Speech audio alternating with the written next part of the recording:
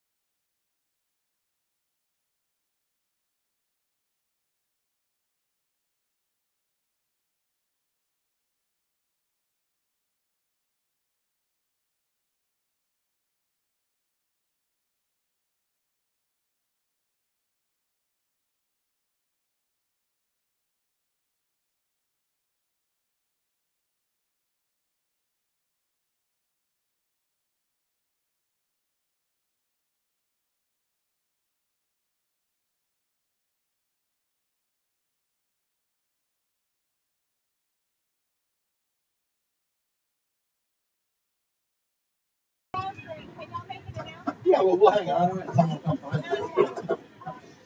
Right?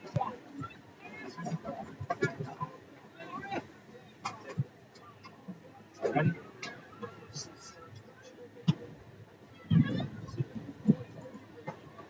Let's get turned to y'all. Whose phone is this?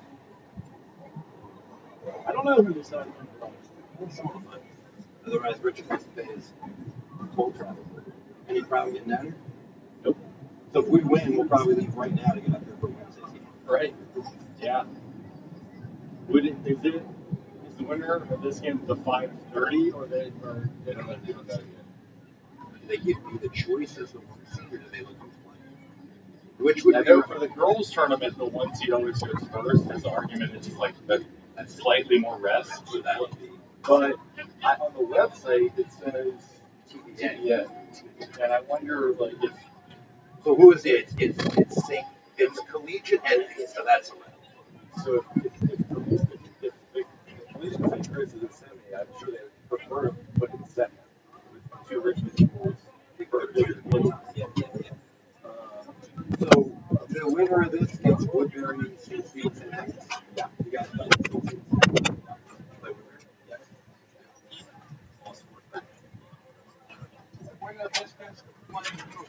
The winner of the Woodbury Forest, who is hosting St. Stephen's, St. Agnes. So the winner of the other Richmond. Yeah, so Richmond Collegiate playing Norfolk Academy today, and they'll win that. They're going to beat them 4-0. They'll play the winner of the St. Chris Ireton. One of the bishops. One of the bishops. I'm pretty sure. I'd say the only game you could probably get to pin out and put your bracket in is the 1A game. Collegiate's going to run NA off the bench. The rest of them are, I think every opposing visiting team would say, I don't think St. Stephen's, St. Agnes is worried about playing today. These guys are going to push us. These guys. Yeah, they're good. They're good. Lost to Richmond, a real good team, 4-7. But they tied St. Chris too as well. Yeah, so, Yep. but they look pretty good. Yep. I only remember playing NA once. I thought we won that game 3-0. I don't remember the first one. Must have been amnesia. Best keeper should have been 1-1. Yeah, you tell. Trust me. I talk to that keeper every night when I get home. He tells me that ball did not go in the goal. That's our that case you gave you that should have won. Well, we had an incredible keeper started maybe 30 minutes this year, and he was to the other things after buying number he had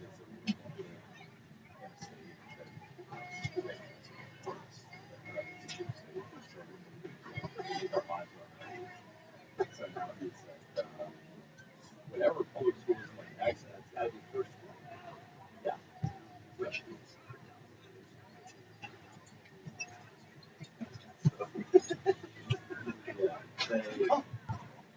You don't want. You could just vote it out like you got like we did.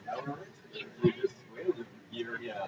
He's a really good goal. He's a really good keeper. I mean, now he may not have been able to come back. Obviously, it's also warm. But his 8th grade year made it to the Final Four as the 11th. Yeah. Basically, because he played and lost in all the 6th. No. We lost O'Connell. Because then we beat O'Connell. Because we're back to back. Yeah. We had a 1-0 lead, 3 minutes left. And they won overtime. But they're going for 4 now. We didn't play it last year, but yes, technically they won. 3 years ago they beat St. Chris. 2 years ago they beat O'Connell. Last year they beat or 2. 4-3 St. Chris sandwich.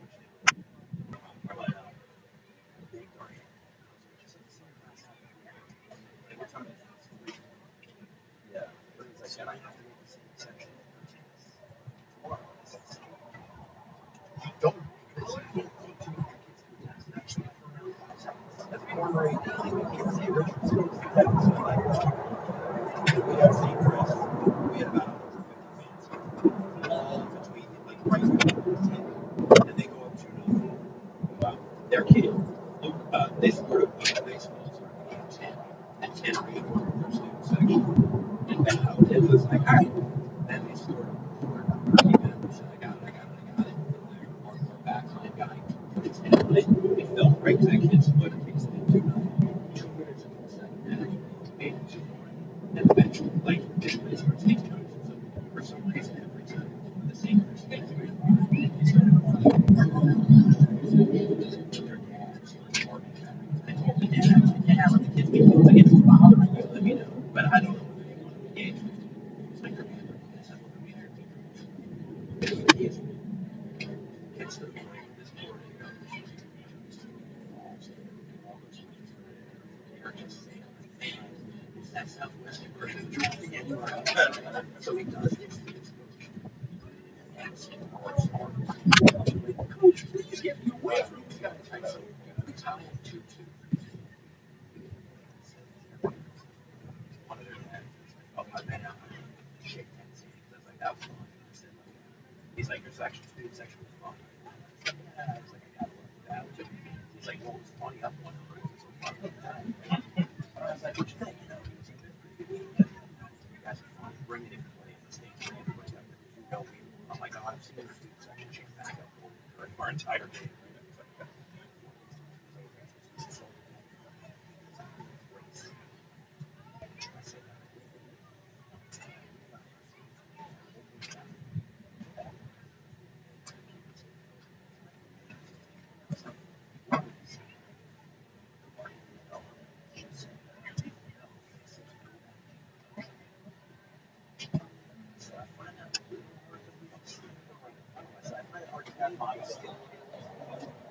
No, but I said, like, you know,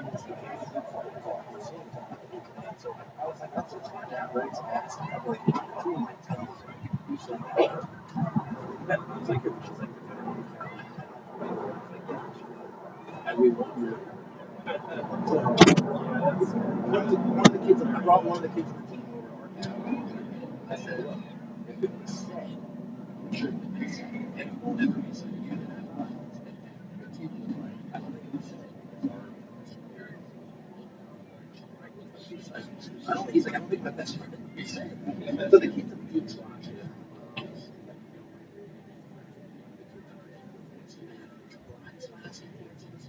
Go home. Oh, they were hard.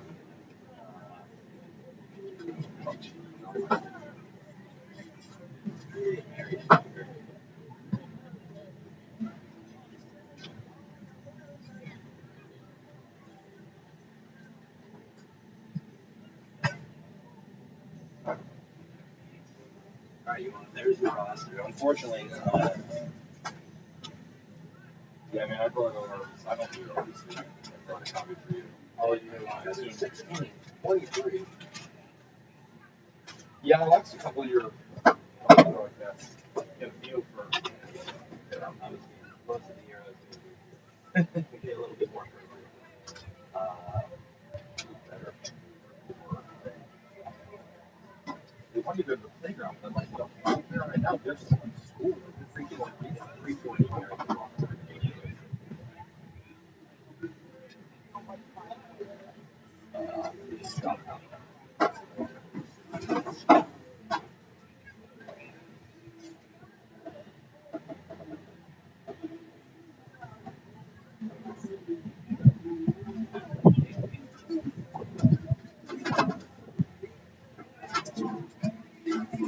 Yeah, one of our moms.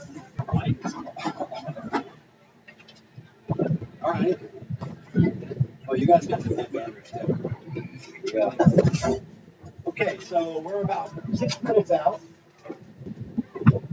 And this is our state quarterfinal. It'll be our last home soccer event. We're running out of home fall events. We got a soccer event today and a field hockey tennis match tomorrow. And then that's that. So in the booth with me today is Richard Hammond, the voice of the Titans. Richard's also a former boys basketball coach, countless, I keep forgetting the name of your conference. Prep League. Countless Prep League basketball titles, a state championship, perennial Final Four team. So Richard's an alum of Trinity, and now he's in the booth with me today, and he's going to be giving us a perspective from the Trinity spot. So welcome, Richard. Thank you, Greg. It's a pleasure to be here. And also, I am the girls soccer coach. Yeah. So in the booth the other day, a couple of, it sounded like they knew what was going on. Yeah. So all fall for Trinity hockey rotating cast of our girls players joining me as analysts, and they've done a great job. So that's been really fun. But this team obviously comes in as an underdog at the 7th seed, but they've had a really good season, especially the back half of the season. Pretty much September was mediocre, but they figured some things out and have had some really good results. And then just looking, obviously, at Cape Henry and the phenomenal season that you guys have had and going for a 4th state championship in the last 4 tournaments.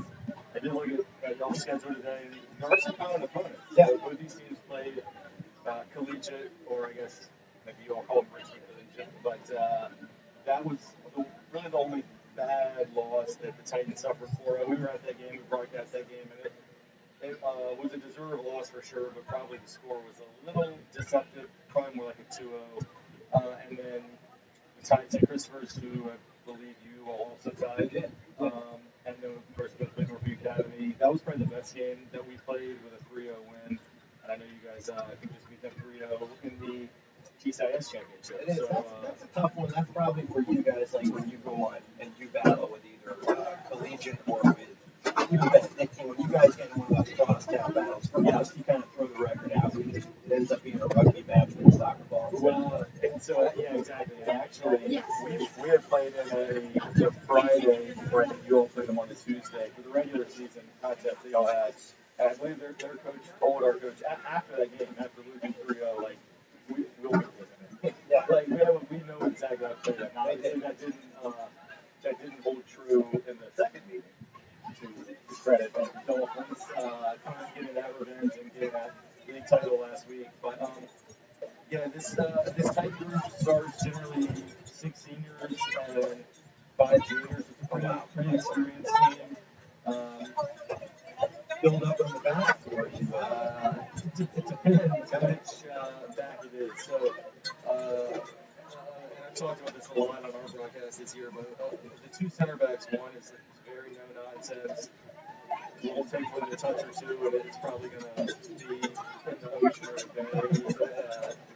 But good in the air, but he's not somebody who's necessarily looking to connect on passes. The other one is a little more comfortable with the left feet. And really, I think the midfield is kind of an engine of the Trinity team. I think often is at this level. And then that really guy who plays in the middle of top can play well. He's the leading scorer, and he's a lot more physical player than he looks.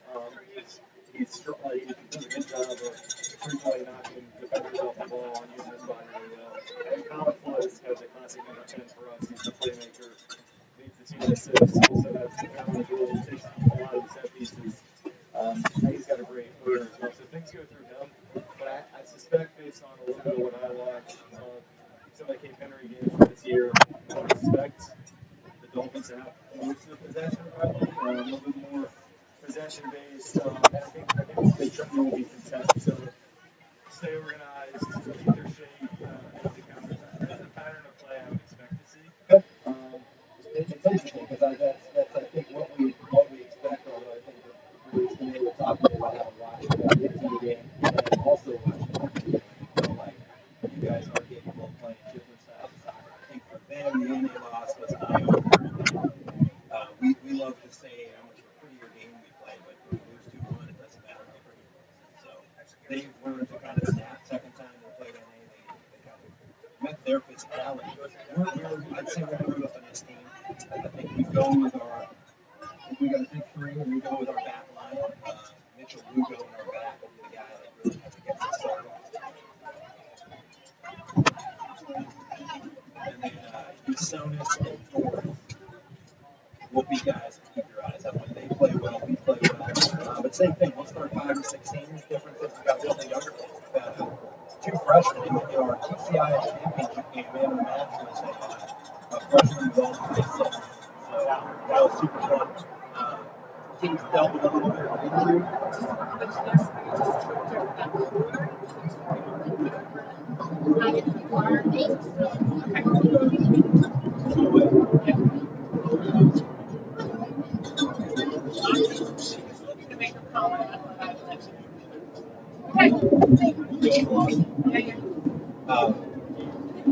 used to announcing through this. Oh yeah.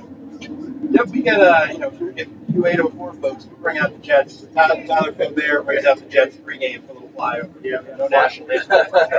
um, and actually, that's one thing I was going to mention is as someone who's coached both at basketball, girls soccer, and then for 18 years I was the JV boys coach at Trinity as well. So having done this trip, whether for us coming either here at Cape Henry, Catholic High School, across town, North Academy, North Collegiate, all the TCI schools, we generally come down occasionally, and obviously vice versa. That I always look for the first 10 minutes to be real key because I used to always think, well, if we just make it to halftime, and then by halftime, any of that heavy legs and the bus ride will kind of work it out, but sometimes you can just get blitzed right off the bat.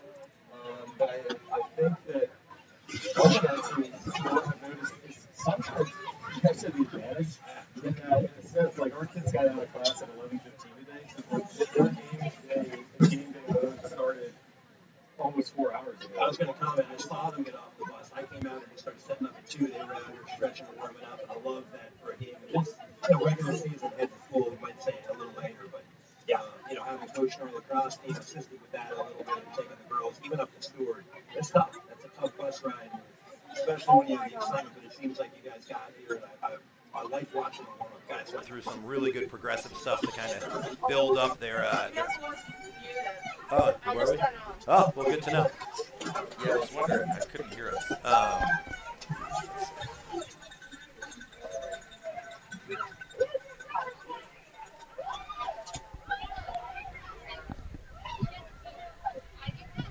Let's see. That was a lot of good content.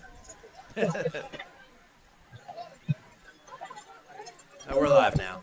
All right, so we'll come out. I'll give you us. We got back row is Lugo as a senior, and then he's got Thomas Radich, a sophomore, Cooper Angley in the cage, and then Luke Schur and Matt McGraw, both seniors. Kyle Usonis in the middle, Noah Deno on the far left. 16 is our ODU commit. He's headed there next year to play. Excellent striker. Freshman Cam Delaney, junior Graydon Campbell, and over there on the wing is Neos Kareides, as I like to call him. He's a human clear in lacrosse. So that's who we're going to bring out. With our big goal scorer this year, been 10 and 16. 10 was the Usonis is the TCIS Player of the Year, and Doran and Lugo are our other first-team selections, and then Angley and McGraw were the second-team selections. So nice. I don't think that as far as I know, All Prep hasn't come out yet, but certainly for the Titans, some strong Flood and Quentin Slaybaugh are very likely, and then maybe Davis Geis on defense. So Flood 7, Slaybaugh 10, 7 to 10. Really? Yeah, this so guy's a big boy. Those are Caleb Maminovich, about 6'5". Hooper? He is not a hooper. Not no. a hooper. He is very much a soccer player, and sadly for him, a huge Manchester United fan. But when a hoops coach laughs and says not a hooper, I know that well. I got about 7 6-foot girls on our field hockey team that go swim in the winter. It's great. All right, so Trinity controls. Here's the early opportunity. Riddle, and he's got a lot of speed playing off from the right wing, so he's a player that I had the opportunity to coach for a couple years as a JV player. So, yeah, I get most of, slight majority of this team I have coached. That's awesome. When they were on JV. Now, several of these guys made varsity as freshmen. So, and last fall, we didn't play any games, but I did. You guys had nothing. Did move to the winter? We practiced 3 days a week all fall. Then they actually did have a brief spring season of, I think, 4 games. But by then, I was coaching the girls team, so I wasn't part of that. But good corner floated in, and this tight team has scored a lot of corner goals on set pieces. So you'll see from us, we're more of a little small. We're going to play a little short ball with you there. We usually touch it to the closest guy there, and then play it off of there. They have some nice set pieces. We are, unless you choose to force us to, this is what you're getting from our. Well, that's unusual for us in a goal kick. We're usually methodically trying to bring that ball up. I think Cooper would be the first to tell you a skill he'd like to improve on is his ability to play some of those goal kicks. Yeah. So these guys have been really good on set pieces this year. I mean, I don't know the exact number, but in probably 15 games, they probably have 10 goals off of corner kicks. You can see he's got that type of chest that looks like he's ready to barrel through something. Yeah, for sure. And actually, in the his first round game on Friday against Benedictine, the Titans scored 2 goals on corner kicks in the 4-1 win. So that's a place to look for. Flood. Great opportunity here. Got the goalie off the line. Nice save by Angley. That was a good save. Nicely done, though. So right off the bat, we had talked about bus legs. Y'all don't have bus legs. Quicker to the first few balls right there. Yeah, that's what I don't know if we were muted when I was talking about that. So I don't know if folks heard, but like I used to think that coming on the 2-hour bus ride was a huge disadvantage early in the game, but I do think sometimes it can just get you focused earlier if you approach it right. And Coach Phillips, head coach of the Titans, is in his at least 25th year as the head coach after another 13 or so as an assistant. So he's almost 40 years in this. He knows exactly how to have the team ready to go. Griffin Wright with the ball here is a player that I've coached a lot in both JV soccer and in basketball. He is really just scrappy. He rarely loses out on the 50-50 ball. So credit there to Rudich for taking it from him. So it's Campbell with it now. Now we'll look. Everything really runs right through this young man right here. So Usonis and then Lugo another. They got 4 senior captains. Matt McGraw being our next one. But this is, we'll see. Usonis playing in college? Usonis is waiting. He's talking to a few schools, trying to make a decision. And I think McGraw is a young man that can go in for this 50-50 ball. Is a kid who Division III. He's a NESCAC guy if I've ever seen one. And his preference is that he's trying to go be a who and go to UVA and enjoy soccer. Always a good choice. That's a very good choice. So this will be Deno throwing it in, a junior. And we'll have to see. Let's see 16 get up. So for us, Dorn's a guy who got his ankle hurt in the NA game, and it took about 2.5 weeks. Didn't play against St. Chris. Came back and played about 15 to 20 minutes in the Richmond Collegiate game. And he's somebody that we'd love to see healthy. So, yeah, ODU bound. I always told him if he developed a left hand, he could go play college lacrosse, too. He's a sensational athlete. Nice. So started hoop season today, too, Coach. Yeah, you have practice today? We do. I'm actually missing Coach Freeman running the show in there. Missing your boys? No, I'm not. Our basketball practice started last week, and I happened to have to walk through the gym to get out to broadcast a field hockey game, and I was surprised how sad I was. It's good. So I'm very much at peace. And I'm sure your Fidelity daughters are quite happy. They'll see you this year. Yeah, well, I'm going to be starting tomorrow coaching 4th grade girls basketball. Uh-oh. I don't know whether you're going to be able to execute the same way. Nice little... Yeah, the guy I'm coaching with asked me to come with some drills. I'm like, I'm not sure the drills that I've been doing for the last 20 years are going to translate as well, but... I like the pressure that the Titans are putting on the ball and then flood the left foot out there. Good idea. Saw him off the line. Let it fly. I'd say first 5, definitely. Your first 5 to the Titans. Yeah, so, sorry to interrupt. Just going to say, so Colin Flood who shot that ball, and also number 11, Caleb Miminovich, played their club soccer for FC Richmond, and they actually played in the State Cup final yesterday against Beach FC, and my understanding is 3 Cape Henry players played in that game. Yeah, probably the young man kicking the ball, and then I would say 10 and 16 are probably our 3. If that's elite club ball, that's probably the 3 that are there. So yeah, it's a nice little ball through. It was the State Cup final for that age group, I guess, U19. And? Beach FC won 3-0. 7-5-7, yes. Is that, a lot of the boys were telling me a lot of the young men on the collegiate team this year all are on the same club team. Is the FC Richmond team sort of their premier? Kickers are really big too, and strikers. So in some ways it gets almost a little watered down in Richmond because you have 3, plus Richmond United, the academy team. So it's a little more splintered. We're really a two club town, and with Rush and Beach FC, but Beach FC kind of a little bit of a better reputation. So that's Campbell carrying. Graydon's had a great junior season, really stepped into a nice role, transferred into the school last year. Unfortunately, more fortunate than you guys. We had a 10-game season. Here's our first shot. Just So it's pretty fun back and forth soccer. A lot of athletes on the field. A lot of multi-sport guys on the pitch here for Trinity, or are we primarily soccer guys? Of the starting 11, the majority are just soccer. A couple of X guys. Griffin Wright plays basketball, as well as the goalkeeper Mitchell Kugelman, and I think a couple swimmers. Okay. But primary soccer first guys. Yeah, at least on the starting lineup, as you see, there's a huge bench. I think the roster has at least 25 guys, and some of the bench guys play some other sports, a couple baseball, some other basketball guys, and lacrosse. Yeah, well, it's been fun. We've been running into each other. We had you guys came down and ruined senior night for lacrosse, and somehow the state decided to send you back down for a first-round tournament game, which is something I'll never understand. Yeah, I think our best player tore his ACL in the meantime. He did. It was awful because he was dominant against us, and you still put up a battle. And we got you there, and the baseball game was a great baseball game. Yeah. And the winner got to run into we ran into St. Chris, so we won this game, and then that baseball game right over there, and then got shut out 10-0 in the state semifinal. Well, at least they lost in the final, I think, to Benedictine. They did. So you guys. But yeah, Jack Jenkins, he was a senior last year, so he's at Air Force now. But he played with soccer fall. He was a basketball player in the winter. Oh wow. Which he would have had an unbelievable senior year, but we didn't, fully get to play, of course. And then lacrosse is playing at Air Force. Wow. So. But he's not playing because he tore his ACL. But they honor the commitment. Yeah, that's great. And he'll rehab that. But he was a starter on the soccer team as well, and just an overall great athlete.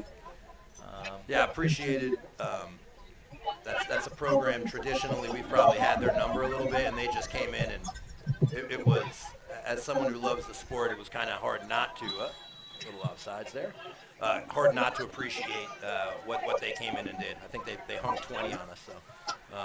That's actually the first state tournament our boys lacrosse program had ever made. It's just a sport that we have had quite a stronger tradition, and some of it is not being a K-12. It is a little harder in that sport, just because a lot of our students never will have played lacrosse till they get to high school.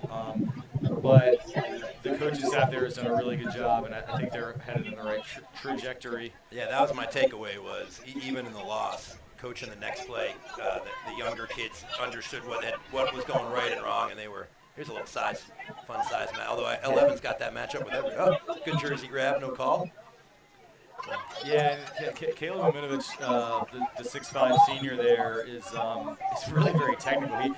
He actually doesn't really play maybe how you would expect based on his size. I think when he came in, we were like classic center back, but he actually is really comfortable with the ball at his feet, out wide, out here, and that's been I mentioned, again, folks who are just joining us may not have heard, but that this season really turned around when the calendar turned to October. The Titans were kind of mediocre September. I think at one point were 0-2-2.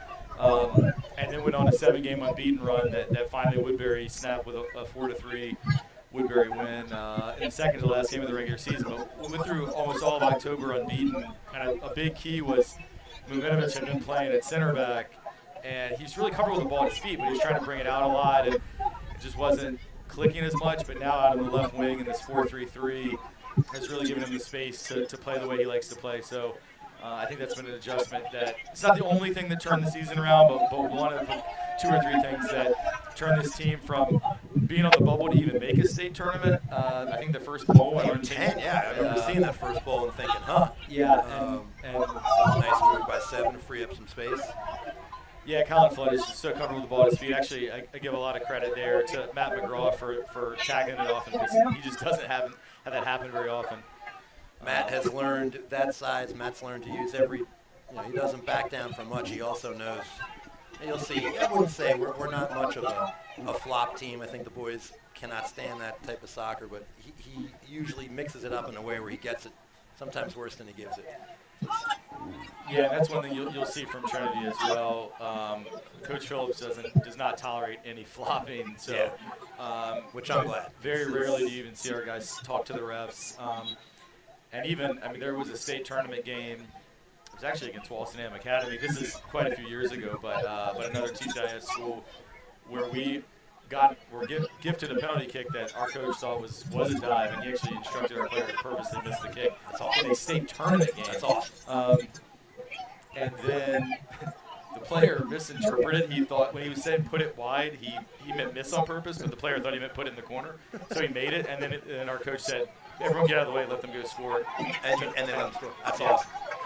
Yeah, you hate to see, especially this sport. I've had quite a few people comment on some things that went on in some of our other games. You know, this guy was joking around with you beforehand about it was 1-1 against Academy, and a ball went over the goalie's head, hit the post, came back, and the sideline judge said she thought it hit one of those tires.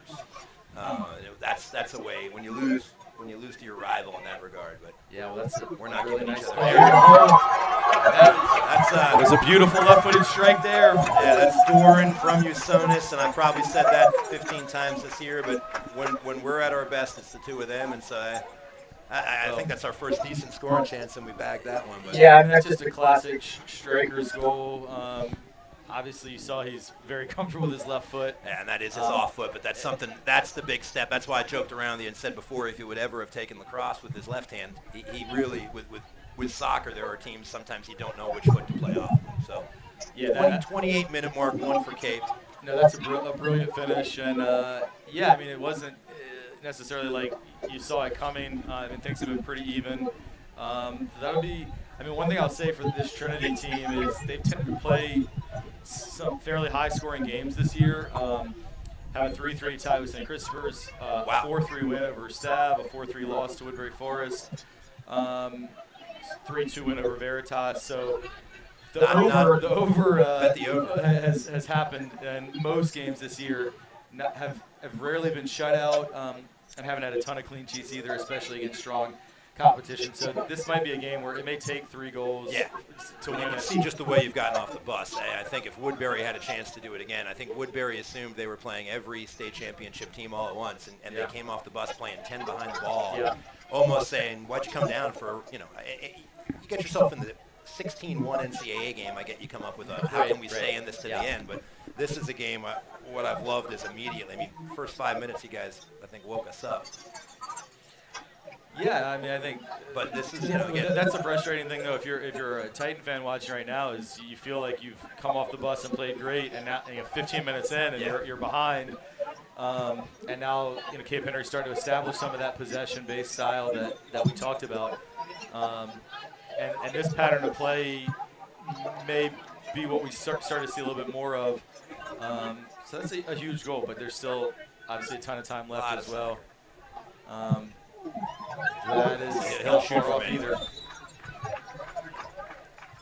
And going to have a yellow card on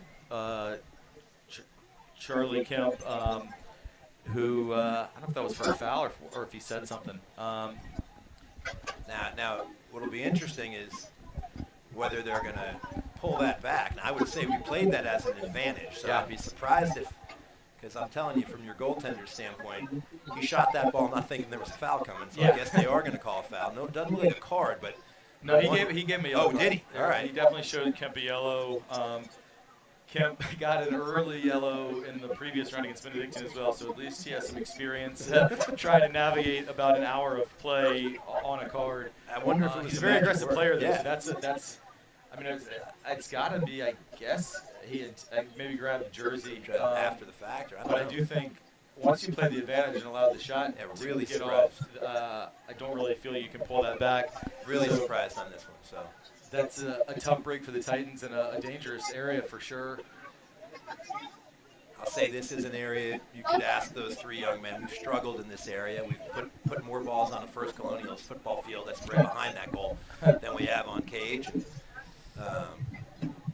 But from there, it looks like at least.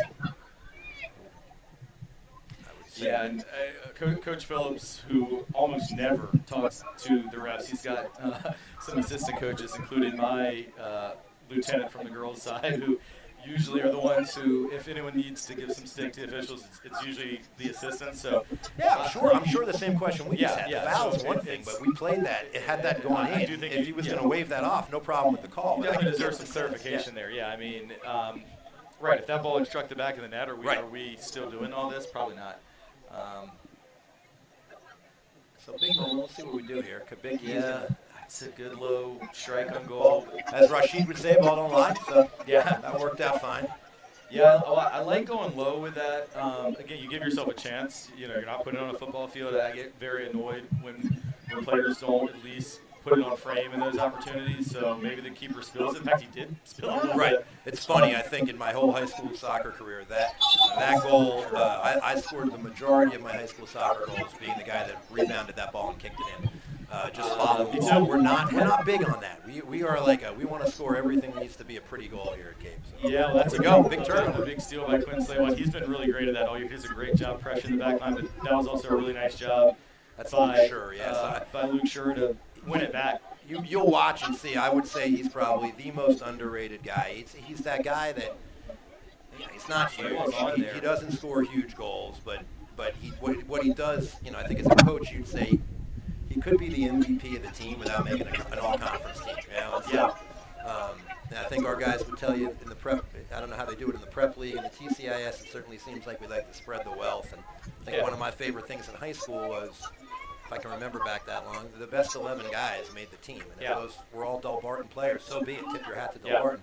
Here, I know we try to make sure everybody gets a piece of the pie, and in doing so, sometimes you're left with some guys that are exceptionally good players that can't have more than 4 or 5 from one team, and I'd argue you can. Yeah, I know. I mean, there were a couple basketball seasons when literally in the coaches meeting where we decided the all-league team, a coach would be like, really, Trinity's just team should be the all-league team? Right. But then that's not how they do it. There's a moment, 7 tournament looking for 10. So. Yeah, he went with that reverse ball there. I actually think it was a rare error in judgment by Fleck. I actually think he was better just continuing through to the left. He could have slipped it through to Caleb Miminovich, but he's played that reverse ball a lot where he's facing one way and goes back the other. He's had a lot of success with that this year, and I do love that ball typically, but that time I think he forced one that wasn't there. And also just to finish the thought on those follow goals, any player who I've ever coached in soccer, and I've coached over 35 seasons of high school soccer between girls and boys, would tell you that my favorite kind of goal is a follow. Like the keeper spills it and you're on them. Yep. So it's frustrating to me to just allow a keeper to spill the ball and then just regroup. My nickname was Oscar because I was the garbage man. But I had no problem with it. In the paper, it didn't say I scored from a foot away. Exactly. Here we go. Here's a nice ball. Miminovich. Cooper is off his line. We'll see. Yeah, Great really through well ball. timed. Going to be offsides. Just a second. Yeah. Let's get VR in high school. Yeah. Well, it was well read by Cooper there coming off his line. Even if Quinn had been onside, that was going to come to nothing. So this team in late August, this team got invited up to an event. Well, it was actually 2 years ago they were invited to a sort of won their way in by winning the state title. They got invited to a really nice event in Delaware that didn't get to go off last year. So they went back up this August, and they played a couple. Just over by Campbell. They played Salesian of Delaware, who's the perennial state champ there, and tied them 1-1. And then 45 minutes later played Del Barton, who's ranked nationally, and they took it on the chin. And I think we learned, I think they improved quite a bit by watching. We're used to teams saying, we got to play a certain way to beat Cape, and these guys didn't know who we were and didn't care. So I think that was, as you said, you had a tough September. We had an ego shot in August where we realized the sun doesn't rise and set just with Cape soccer players. Although a few of them still think it might. well, I do think whoever gets the next goal in this game is going to be huge. Big one. A little more now back and forth. As you said, you thought you'd be a little more content letting us control and counter. You're starting to see a little bit more of that game. But man, when this guy goes downhill, here we go again. Yeah, those legs travel pretty fast. That's a good look to Flood, who is very dangerous in these positions. That's the move. That's yeah. I was going to say he probably played through a foul already there, and this one is a deadly spot. So let's see if they wait for a whistle. Cape has taken a bunch this year super early, not waiting for that 10-yard moment. And I love to take it quick here. That chance came and went, and but credit to several Cape players for getting in front of it and they just weren't going to let that happen. Quintessential soccer move. I'm surprised we don't have a guy standing on the ball now putting the wall in place. But this is a tough spot to put a wall on. I think it's up to maybe Cooper which side he wants to wall up. Yeah, this is a very similar spot from where Alexander Arnold scored against Anthony West Liverpool game, but it's almost too close to get it up and over the wall. I think you got to try and go around it here, but it was right into the wall. Follow. Good foul. Wide. Good foul. Cape dodges a bullet there, so that's a dangerous foul, about a foot away from being a PK. Well, I think that Slayball would love to have that back too, because when that bounced off that wall, he actually had more time to really open his hips and go for that far post, and I think he just snapped that shot a little quickly and didn't end up troubling the goal when he actually had a better chance to do more, because so many guys run the wall that it kind of left everybody else unmarked. Great shot by Griffin Wright to win that in there. He's so good in the air, even at maybe 5'9", maybe. Probably not even that tall, but he wins more than his fair share of headers. And he is also my partner on our ESPN podcast. So, a podcast. That's something we'll talk. We have yet to get there. We call it a podcast. It's actually like a video. We do envy your TESP. I mean, that's just wonderful, the way your school name sets up. Uh-oh. That's a rare mistake and a break for the Fin. So obviously you've scouted your decision to press up and not allow us to play the goal kicks the way they want, paying off for you guys. We typically methodically now move that ball up. You see Angley did it there, but again, now it's forced into a longer pass and gets us out of our game, throws it right back into a 50-50 game. Yeah, this is more what we look to do, and we're just a little out of sorts. Yeah. So there's JT Morris, the center back I was saying. He's no nonsense, but he's had a tremendous season as a senior. JT, number 9 for the Titans, is a kid he's never played club soccer. He's just he doesn't even watch soccer. I love it. I love there's still a spot for that kid. Yeah, right. He's a good athlete. He's strong in the air here, and we discussed when the Titans had an early corner that this is a real threatening position for Trinity. Colin Flood plays some great balls in, and there's some really good height with number 9, JT Morris, number 28, Davis Geis, and then, of course, the 6'5" Miminovich. Yeah, so, goodness gracious. And that is a good ball. And great ball. The Titans really should have done better. Davis Geis, who scored on a corner kick against Benedictine, it looked to me like he turned his back a little bit on that one. Davis is probably, I think, probably the third or at worst fourth leading scorer on this team from center back. And it's all from there. Set pieces. It's all from corners. And him getting in the box, and he's very poised, even as a defender. But I think that one, again, is one, if you are watching back in Richmond for our Titan fans, I think they might rue some of these missed chances here in the first 25 minutes. Switch field. Let's see if Deno can get to that. He's got a lot of space out here. Yep, now and he's putting a little two-man game going. Yeah, so this is our young super frosh. And he can do. Don't want that one back. Had Kabicki far post. Don't know if you saw him or just couldn't get to that one, but I'm enjoying the pace, man. We are just going back and forth. Yeah, absolutely, and it's will be interesting just to see if all the fatigue is a factor. I guess Cape Henry's been off for over a week, right? Yeah. Last game was last Friday. They actually probably trotted out. One of the Beach FC teams probably came over to kind of kick it around with us a little bit. And Coach Brunn, our head coach, also runs some of the upper clubs over at Beach FC, so I'm sure he told them what style of soccer. And I know the coaches, I was laughing with them on Friday night. I know they were watching your broadcast. They were giving me a hard time about being a guy from New Jersey. Which they know me well, so that how proud you are, though. That should have come as no shock. And I think most fans in the University of North Carolina got to meet me this weekend and know I'm from New Jersey. And let me know that on the way out, how much they appreciated me.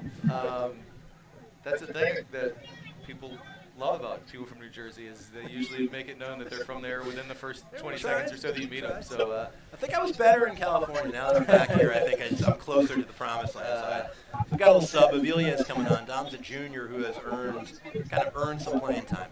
It's been fun to watch his role go from kind of getting us ready to play to getting on the field. He gets good 10, 12 minutes each half. And same with you guys. We got plenty of guys that live, breathe, and this is their sport. They play it 12 months around. I wish when we had the middle of our fall seasons, they weren't playing state cup games on the Sunday before their state tournament game, but that's soccer. Yeah. Girls season, take a break during the club?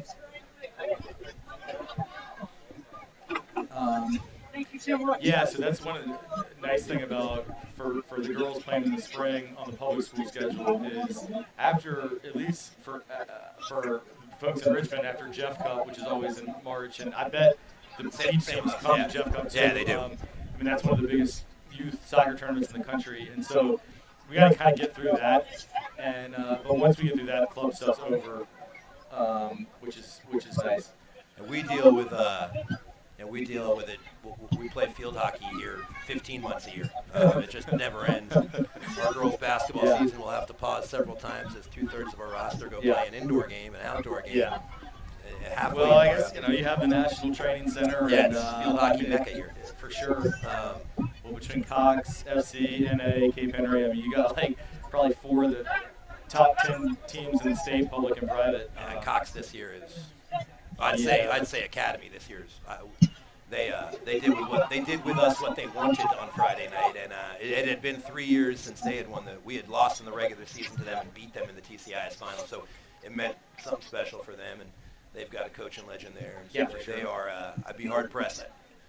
They beat us 4-3 in overtime in the regular season. You got the two in that. Well, we actually ended up dropping to 3 because we did lose to Collegiate in overtime on last week in the LIS championship.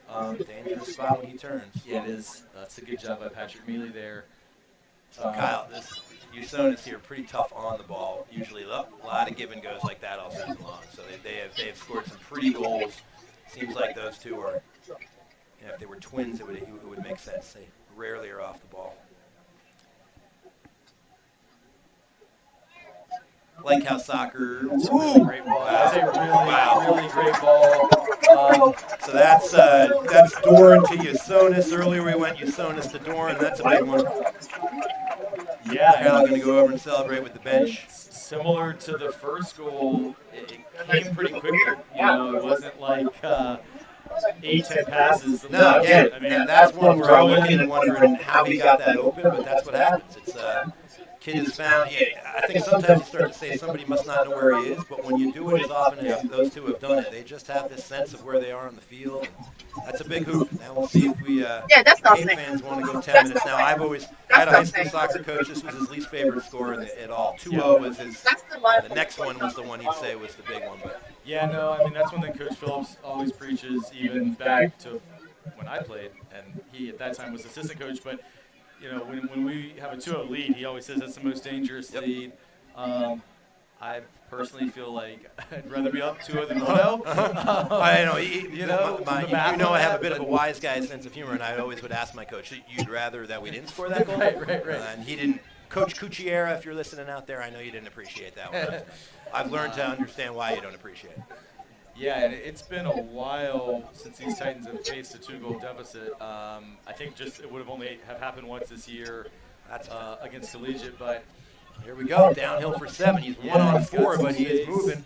McGraw checks back to get him. That's a really nice job by McGraw to get back goal. So that's a good shot, though. I don't know if Angley got his hands on that. He did not. Yeah, I think it went just wide, but it did feel like that goal a little bit came from nothing, but at the same time, like you're going to let I just don't know what that arguably the best player, certainly one of the best players on the field, get to his right foot. And that angle was perfect. Unlike the previous cross we saw that was so close to the goal that the keeper just scooped it up. Pulled it right back to the penalty spot, and phenomenal job by USONA's to just find that gap. It does frustrate you if you're a Titan fan because there were 5 guys 5 yards away from him. Like somebody just stepped to him. But it's just quality is what that is. I mean, that's where just that quality of having the ability to play that one time. There's not a lot of guys out here that are going to feel comfortable doing that and place it absolutely perfectly. I'd say that's, you had it going. I watched you do it for a decade with your Trinity basketball teams, and I always joked around when I was back in San Francisco coaching at St. Ignatius. I used to our line usually was, we don't rebuild, we reload. And I watched you do that. I mean, you lose college player after college player and come back next year, potentially even stronger. This is a team that, when they won their first state championship 4 years ago, people said, how are you going to replace? And we've just kept saying that, and I'll be the first to say, I don't know how we replace these 7 guys. Yeah. But the juniors on the team would say, we do. And so that gets kind of fun when you watch it, and I think that's the tradition that we've cultivated here, and I'm psyched to see if your boys, the hoops at Trinity will keep that run going. I know it's such a difficult conference, and it's so hard to do it year in and year out. But now, did you hand the reins over to an assistant, or did you guys go out of the Trinity coaching staff to find a new coach? Or? Yeah, our new coach comes from just a few miles away at James River High School, where he's been head coach for 5 years and taken them to levels they hadn't been in a long time. So really excited for him, but it's a rebuild for sure. Just with COVID really is what ultimately did kind of derail the reloading process, just because there was so much uncertainty. So some families who maybe otherwise would have ended up with us with last year not playing basketball. It's hard. Places that we're playing. Yeah, it's hard. It's hard. I look at the wave of, I think basketball is really the first sport to really go after some of this. Yeah, it's the goalie status is wildly uncomfortable. Get the ball away. He looked very calm, cool, and collected with the ball at his feet there. That's a deceiving look, trust me. Yeah, he looked like he was still in California getting ready to hop on a surfboard. I saw that Cali Cool coming from Cooper. It's a little give and go. Kabicki, really, can he get to it? Really nice. He can. Great save by your keep. Rebound, nice save. So good job there. Great job by Michael. Very nonchalant to get to that, but that almost was dangerous. So that was a great build-up. That was the kind of goals that I expected might happen. It's just that building from the back, connecting 5 or 6 passes, 1 or 2 touch passing, and then using their speed out wide. So credit that he didn't try to make that clean. He just said body positioning there. As a lacrosse goalie, that's one where you say give up the body. Nice head out by Trinity, and so. Yeah, JT Moore is really good in the air, and this is a steal. Possible opportunity for a counter opportunity. Yeah, Flood is kind of by himself up here, but if he can turn this corner, it's tackle. Right on the edge again. I think it is going to can't foul. You can't foul much closer than that. Just outside the box. They were free.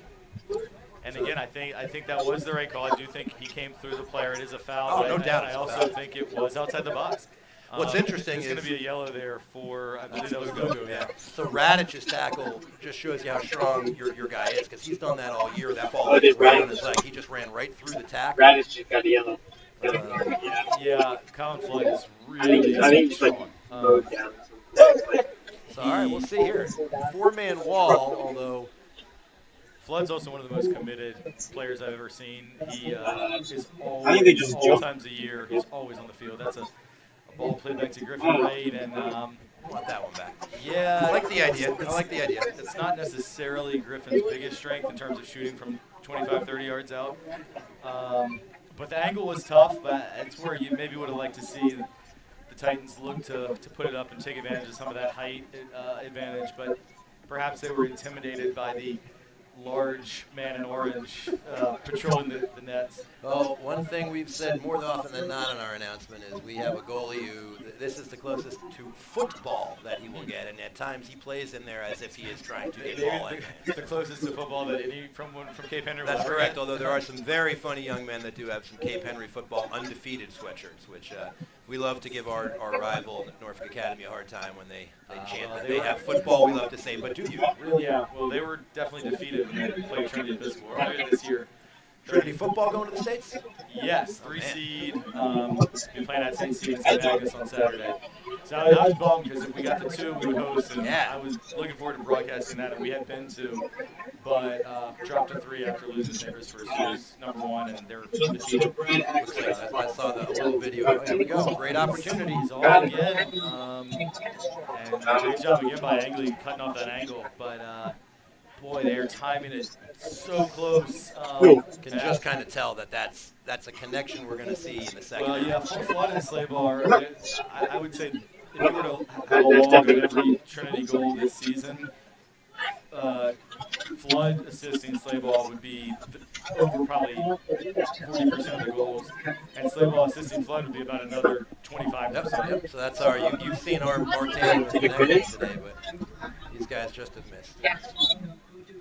Yeah, Quinn Slayball is a senior who probably the only guy out here who played significant minutes on Trinity's Final Four team in the fall of 2018.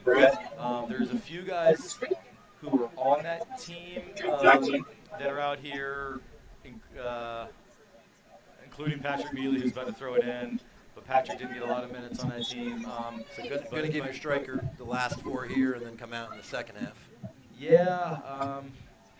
So Slayball getting a little extra rest, and that's sophomore Hayes Shepard that checked in. So Coach Phillips can put Shepard out on the right and then play Jack Fannin through the middle. we're honestly, I haven't seen him play there very much this year. Usually in sleigh ball, mostly goes the distance, but also the frenetic pace at which this game has been played. Yeah, I'll be honest. I've seen teams play this style against us, meaning chasing every pass and pushing and pushing. I haven't seen a team sustain it in the manner that you guys have sustained it. We usually, we get 20 minutes of this and they'll change the ball. That's a really good ball. Tough angle, though. But he found a way to put it in the back of the net, and Colin Flood cuts the deficit in half. I cannot say enough about the pass from Charlie Kemp. How he saw that. One touch, left-footed, gave the eyes that he was going far post and cut it back. And Flood was in a lot of space. I don't see any. I think for a second we thought it's off, but I would tell you, keep your hands go up. Don't know how he gets beat inside post there. There's a very small window. And he put it right in. Yeah, so it's game on, especially when sleigh ball came out. I'll be honest, I was kind of thinking the Titans would be content just to keep it at 2-0 going to half, because sleigh ball is such a great goal scorer, but Flood shows what he can do with a beautiful finish, and looks like that maybe energized the Dolphins a little bit too. That's a big goal. Yeah, it is a big goal, and I do think deserved. I was gonna say, yeah. This was, as we had said, this could have been 1-0 Trinity 4 minutes in, and so there's an opportunity for Avillas, but he's not going to win that one. I was going to stay in play too with a spin on it. Liam Smith, the right back, another player I got a chance to coach as a JV player, and believe it or not, 2 years ago as a freshman, he didn't even start on JV until like the last couple weeks of the season, and now he's this varsity starter who never comes off the field, and really excited. And his older brother also was our girls soccer manager for 5 years, so it's fun to watch how Liam, who I've known since he was, obviously y'all are at KHL school, so you've seen a lot of these kids grow up, but at just a high school, we don't get to see that as much. But I've been watching Liam since he was in about the 5th grade, and now it's fun to see him as such a solid player at the right back position. That's a good mix here. We probably got 50 or 60 in each grade until they get to high school, where it balloons up to 100. So you're always getting entry points. That's cool. 5th grade's a big entry, or 6th grade's an entry point in our middle school, and then 9th. So this is a good combination of kids who kind of had diapers on here and then came here for high school.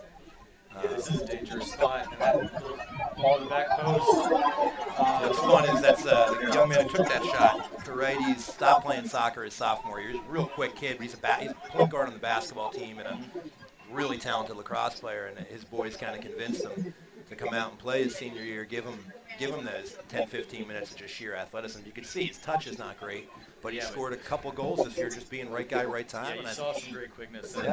Patrick Neely, who's the left back for the Titans, has had a tremendous year, but I do think he got caught a little ball watching there and wasn't aware of what was he's got to keep his body a little more open there, what's going on behind him. And it's kind of one of those, as a basketball coach, you got to see man and ball. Yep. And I think he did not. I don't think he really knew that that Carides was behind him until it was just about too late. I think I saw the 1 minute. We got 1 minute of extra time, which seems about right. It feels, for me at least, like this first half has flown by. Just talking soccer, and it's also been a really entertaining half. Contrasting styles, but I think like they say styles make fights. Yeah. Like soccer games. I think Dave Henry, super impressive technical ability and ability to play in the wide positions, but also Trinity is it's a tough group of kids. Well, I heard you say it at the end of your the Benedictine game. That level of relentlessness that you guys sort of possess. That again, 2-0 on our field as the 2 seed. It's easy to say, let's get back on the bus. It's been a hell of a run. But I didn't see that for a second. And that goal with 3.5 left is huge. Should make for an end. That's honestly good enough. Yeah, for sure. And I think both of these coaches will have plenty to talk about at halftime. And we'll let the first half play out. But then I want to talk a little bit about what I would be saying as a coach if I were either one of these guys. Will the Titans have time to get another attempt in here? We know there's only seconds left. The first time I've ever seen it, we had a half end on a corner kick. Didn't let us play our corner kick. That shouldn't happen. Yeah. we were all kind of chuckling. It was in our championship game against Academy. We were up 1-0 at the time, and we kind of thought that you might have wanted to blow that before we went there. So this will be a dangerous ball. Yeah, Davis Geis is one to look for, number 28, who's just come forward. If he can get on him, he's one to look for. And he was the target, but wow, I think he got caught between two minds. If he had it, it was a little low ahead, it was a little high to get a foot on. But that was a dangerous ball, and I think the Dolphins really trusted their offside trap and trusted the keeper there. But, I mean, Davis Geis could have gotten a foot on that for sure. He's traditionally come way off his line on those moments. I think he's had those moments of, he's not a primary soccer player. I think they've worked with him a lot with, like, you don't have to try to go get every ball off everybody. So let's, all right, so what do you got? So you got a couple minutes here. You're down one. That said, you've probably been, if not 50-50 with possession, just as much. What are you telling them about that? Yeah, I do think the game plan has been good for Trinity in terms of they haven't gotten shredded with the quick passing and possession. They've looked to counter, and they've countered quickly. And really, if not for a couple missed-time plays in the final third, Titans can even be level or ahead right now. So I think from a game plan standpoint, I would say that's all working. Don't throw the baby out with the bathwater just because you're down a goal. Stick to the principles, but a couple things you got to do better. You've got to be aware of these overlapping runs coming from the outside, because the last two opportunities came from there, and one, Kugelman had to make a foot save, and then the other one, he was well positioned on that shot by, I believe it was Carides, but otherwise, made it a little bit better place for that shot. It was an open shot from 10 yards out. So I would be worried about, from Cape Henry's right, which is where most of their attacking plays come from, I would definitely encourage, the Titans to be more switched on what's going on there. And they also might need their, in that 4-3-3 with these backs coming forward from the right. I think the left wing, which was mostly Muminovic, but then a little bit we saw, I guess, Connor Simonson subbed in and played out there some. And I think maybe Jack Fannin, they might have to do some defending too. You can't just hang out while they get forward. And then I think that you cannot lose sight of Doran or Usenis for a second. I mean, that's how those two goals, you got two known quantities, great finishers, all league and probably all state players, college-bound players. You give them an inch, it's in the back of the net. I mean, we've seen that happen twice. So in terms of, overall chances, it's been pretty even, but I think that the Dolphins have had the better chances. If anything, if you count kind of half chances or had a vague definition of a scoring opportunity, maybe Trinity's even had more. I think so. But in terms of high quality chances, I think Cape Henry's had more, and I think it speaks to the quality of those two players, and then also the issues that we've had defending the ground south. If I'm Cape Henry, and I've obviously seen the play as much as you, so I'll say what I would say, and then would love to get your thoughts as well, Greg. I think maybe just a little more physicality. It's not necessarily they're beautiful soccer, and they're trying to emulate Arsenal of the early 2000s, but at the same time, they've had a couple of tackles that they didn't finish the tackle. For Colin Flood, it's going to take more than just kind of a half-hearted attempt to get the ball off his foot. It's just not going to happen. Caleb Muminovic, same thing. These Titans have some players who I remember are really relentless in 50-50 balls. I feel like a little bit that Cape Henry's that was crazy. kind of mindset of just we'll pass him to death, and it'll be death by 1,000 cuts, and we'll keep the ball.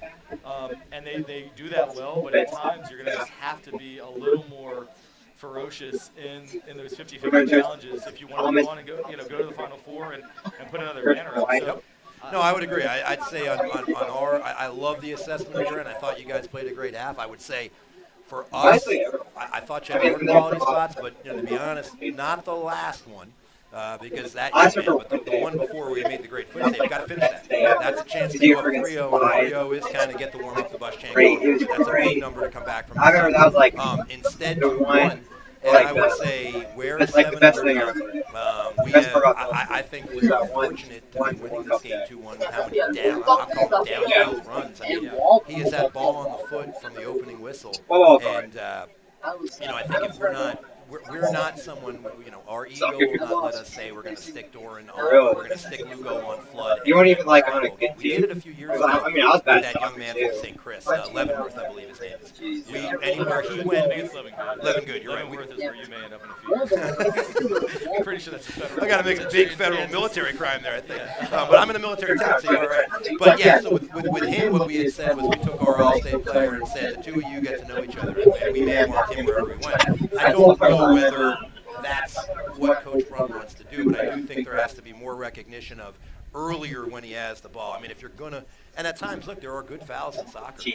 Good hard fouls in soccer are committed in between the 40 and the 40, not at the 20, not on the edge of the I box. want to see that We're dude playing done. with fire when we let him get the ball down there.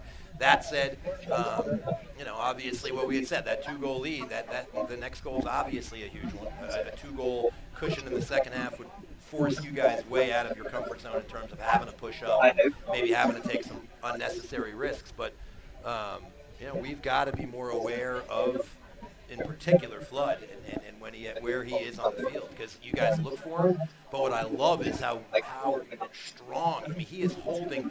I watched him pretty much with a hand, and look, it's fine. I'm not saying it's a foul. He is holding people off while he tries to get. While he's maintaining the ball. And that's not an easy thing to do. It's not. He's a really unselfish player, too, where that's where you got to be careful, because if he draws like 3 defenders, he's almost like that point guard in basketball who looks to drive, draw, and dish, and then lay it off to frequently Slayball or Momenovich, his club teammate. The two of them have connected a lot as well. So if you single cover him, he's usually going to beat a 1v1 defender. If you look to double or triple team, he's a very unselfish player. So he's for sure a threat.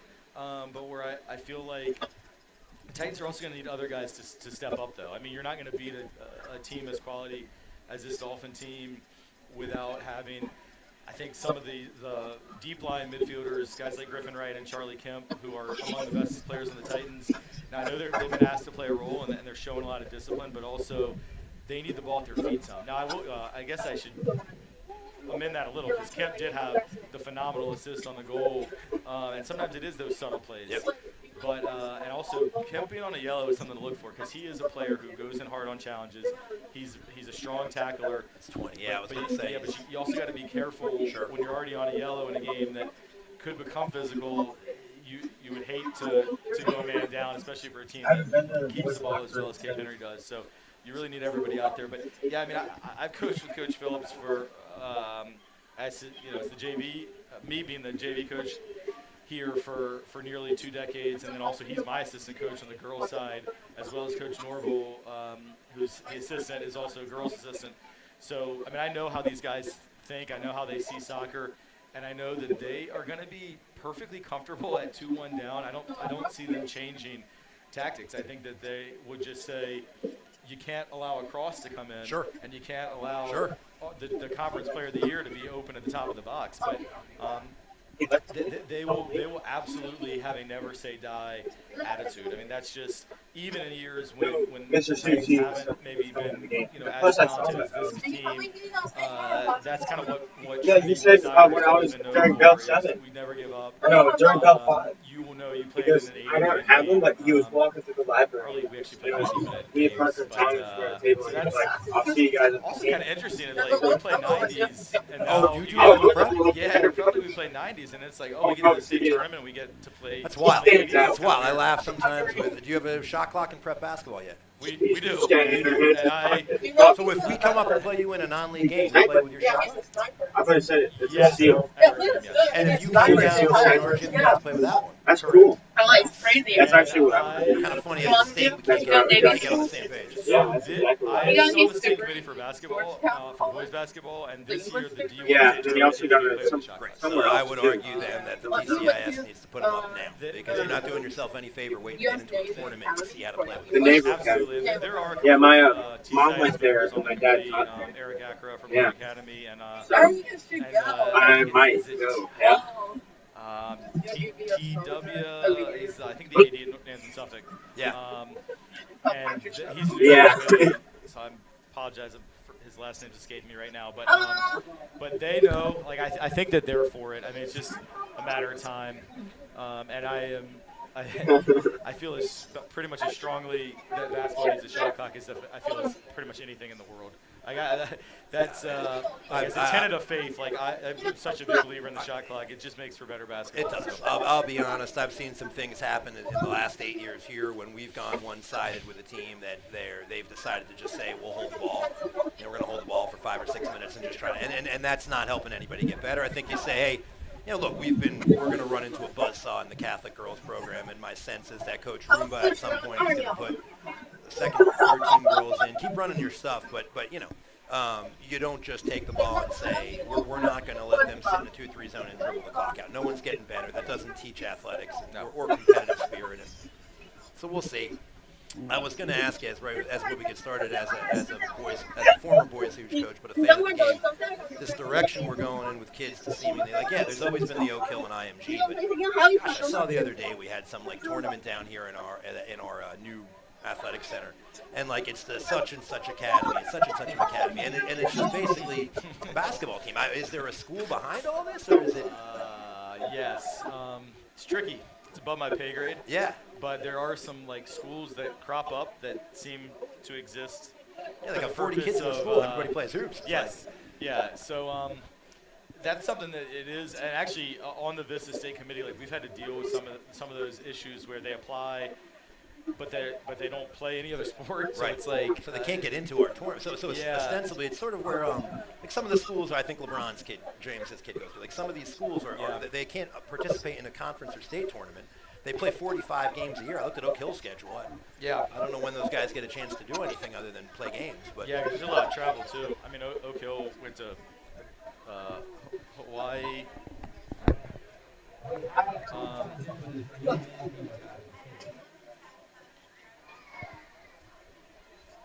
The man sitting right on the goal, he's a lower school teacher. I would imagine he was So we're just, for viewers at home, we're trying to locate a phone here. But lost phone. Yeah, so that's it's tricky. It is, because you also don't want to deny opportunities. No, I'm all for opportunities. I would love to see those opportunities. I watched Mark Williams leave Academy to go to IMG, and I'm watching the difference it's made as here we go, first right off the bat, right, much like you guys started the game, right off the bat with an opportunity and a second opportunity. Yeah, I actually would have liked to see Slabo play that in earlier, although good ball. Ultimately, Caleb Minovich is able to get a shot in on 20 seconds in, and you knocking on the door again. That's a lovely roll out there. Kind of in between two. I'm not sure if he knew who he was going with. I think he was trying to go to 8. I think he was leading. Was his guy number 10 there, Usanis. I would play to him too. All day. I've told him sometimes not to overthink it. Yeah, see, that's exactly what I'm talking about with Kemp. I mean, that's a late tackle. I definitely don't think it should be a card. No, but he puts himself in that risk. You're right. 1 or 2 more times. I mean, that just and the thing that's frustrating is actually it was not a great first touch there. No. So that would be if he was to get a second yellow. Are you allowed to replace him? No. He'd be playing a man down for the rest of the game. It is. It's no different than a red. But he would be technically eligible. Second yellow becomes a red. No, he's out for this game. And even if they somehow found a way to advance, he'd be out for the next game as well. That's all right, bud. It's I think the same thing for Lugo. It's nice to have your last line of defense with that open opportunity to say, I can foul hard if I need to. And now you're playing. Yeah, for sure, yeah. Because 2 A guys have the yellows, Lugo, and then there was the earlier one as well. Yep. Radic. Yeah. And both of them are critical pieces.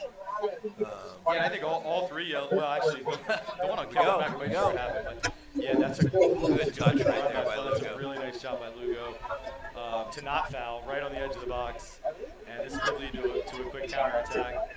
And this is one thing that would scare me if I'm the Titans, especially now with JT Morris slipping, is you get those numbers forward, and Cape Henry moves the ball so quickly. But actually, Trinity did a nice job of recovering and getting their shape back. Really nice job. We actually look like the team that might have got off a bus. But as you said, maybe. Yeah, good job there by Kemp to get all the ball. And I think I've done it as a coach every way. We've shown up with like 12 minutes to get ready to beat Benedictine and played the best game of lacrosse I've ever seen from Cape Henry. I think we were so mad they wouldn't give us a few extra minutes. We showed up 2 hours before a state tournament game with St. Agnes. We didn't need to get off the bus the way that we played that one. So it's hard to read the mind of a 17-year-old and accurately predict. No question. But I thought the Titans would play well.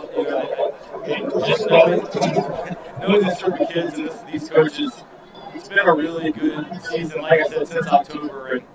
And as the 7th seed, which I think was fair because you got to look at the whole body of work, they'll probably, if the season started October 1st, their resume probably is almost like a top 4. Sure.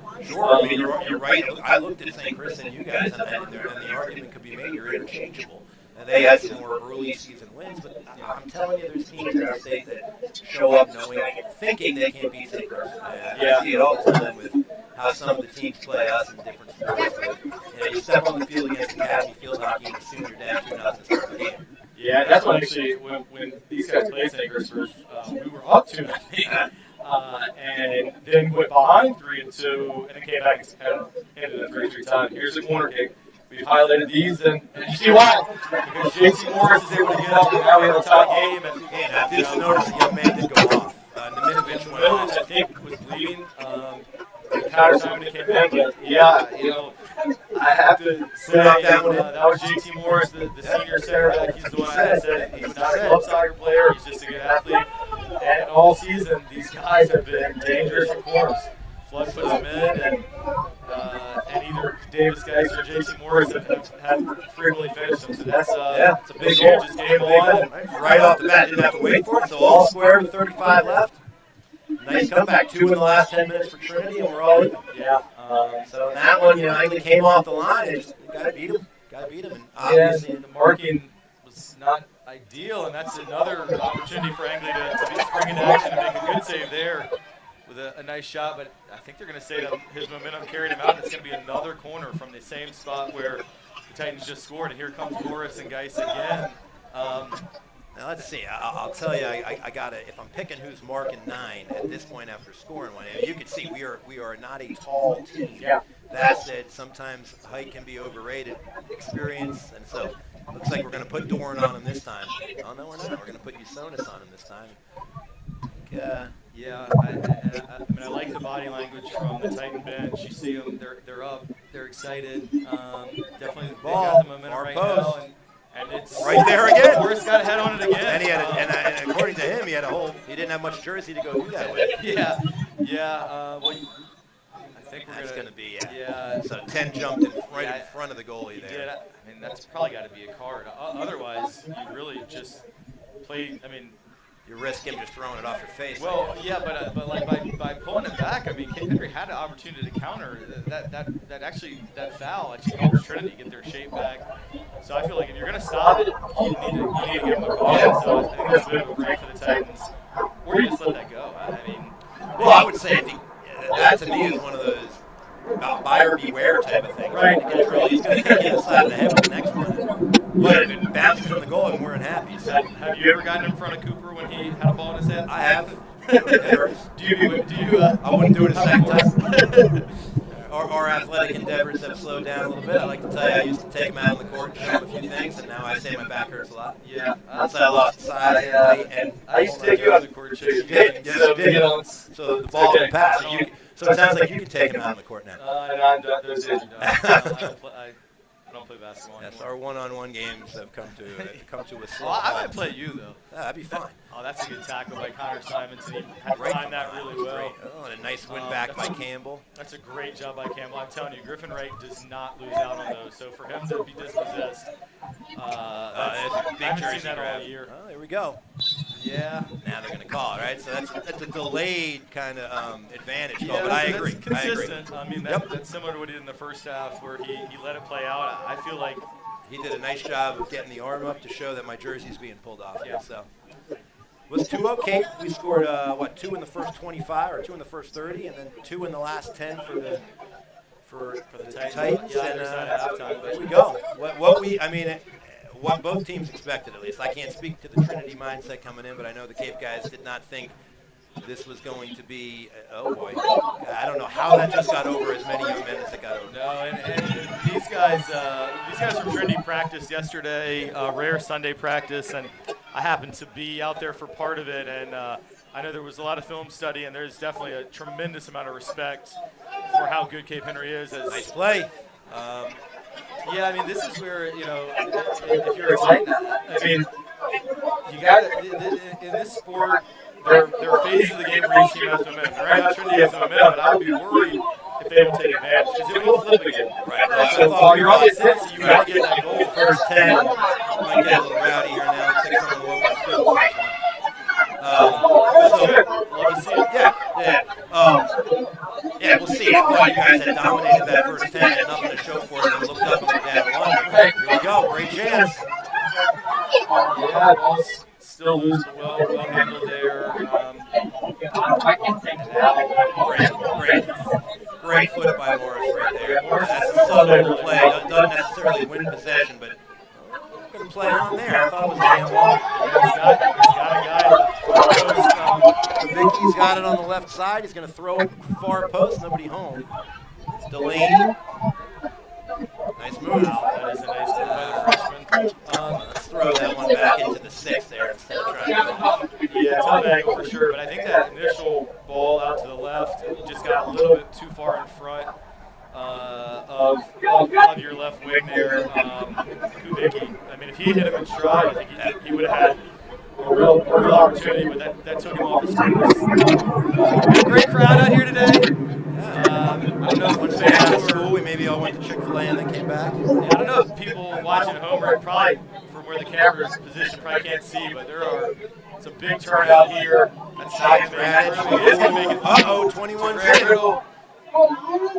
And he goes across to the back post. One stop.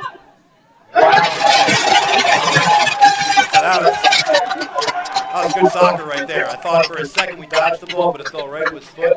Pulled the trigger. Well, the tackle, I don't know which defender put it in when that ball got to Slavo at the far post. It was a great tackle. Now, it fell a little fortunately a flood, and that's a ball he could have put in the back of the net, but I think it was well to get down and read it. I think you're starting to see, I'm starting to see some moments from some guys where experience on these moments, while we can say we've won all these games, not with this group. And so I think some of your senior leadership here is starting to showcase.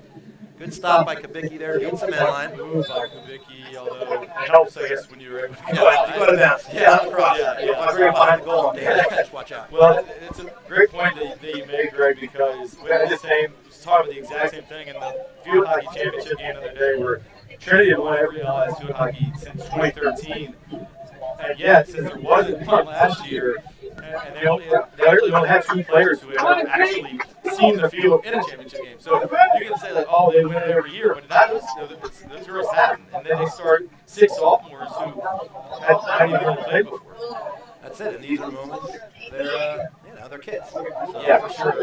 You can see that's like you played a lot of meaningful club games. It is a little different when the name of the jersey is your school in the front. It absolutely is, and there are poor estimated crowds, but there's got to be a couple hundred people here. I mean, it is different, and also, if you lose this game, the season's over. Right.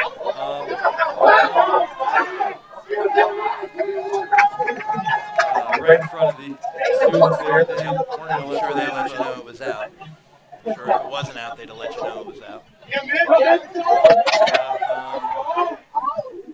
I do think that the renewed spirit of the fans is actually, to me, has kind of lifted both teams just in terms of energy level. That just makes it a more fun environment. It sounded like the Benedictine environment was It was incredible. I mean, how far apart are you guys, distance-wise? Yeah, 10 miles maybe. Who is the natural rival? Is it? Hold on, let's see what happens here. Here we go. Get back in the cage. Trust is left.